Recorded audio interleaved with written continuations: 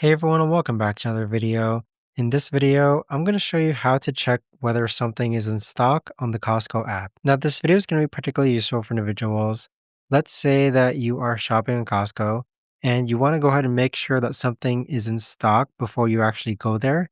How do you actually go ahead and do so? Now this video is going to be short, sweet, and simple, guys. There's not going to be a lot of steps involved. Now in order to do this, what you're first going to do is log on to the Costco app. Next, click on warehouse in the bottom right hand corner. Then on the upper hand side, you're going to want to select your correct warehouse for Costco. So go ahead and select the correct Costco that you want to search inventory for.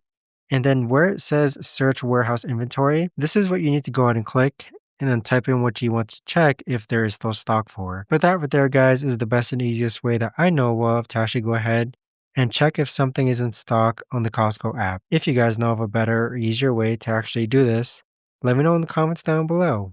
I would love to know. Thanks so much for watching everyone, and I'll see you guys all in the next video.